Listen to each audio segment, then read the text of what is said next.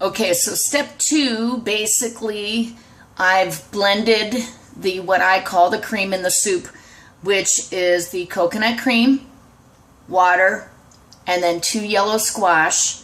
I put in salt and 20 drops of edible, you want to make sure it's edible lemongrass essential oil. And I tasted it and I said, when I tasted it. So it's actually perfect right now. So some of the food is going to be raw. This is the broth that I have made here. That is actually going to be raw. I'm not going to cook that. The water in this pot I have already heated up. And what I'm going to do is I'm going to take the broccoli bases after I've taken off I don't know if you can really see that, but it's the little pieces. I think the sun's going down. It's the little pieces at the bottom of the broccoli sticks. So this is going to be the blossom. The blossoms, some of them I'm going to cook, and some of them I'm going to leave raw. So at least I'm getting some of the enzymes from the rawness. I'm going to let this boil just for a few minutes, just so it gets soft. And I'm going to add, in a few minutes, this is my induction plate, I'm going to add the ends of the yellow squash. I did cut off the tips of them because these are still going to be good pieces of the squash. Mostly people would throw these away. But this I'm going to blend up a little bit later on to make it a little bit creamier.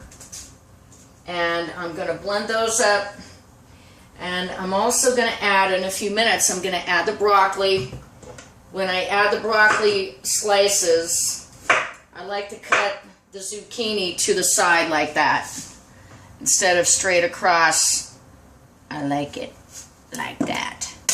So you're getting the sliced version of it instead of straight across. I just think it looks niftier.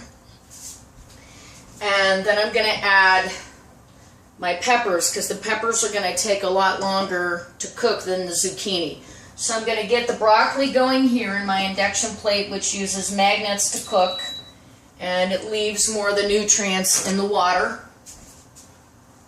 I'm going to let that boil for a few minutes. I'm going to add the peppers.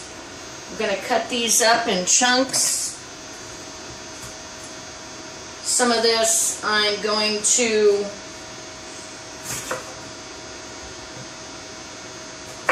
cut into little small pieces. And the secret there is, if you're cutting it into smaller pieces, the less you have to cook it.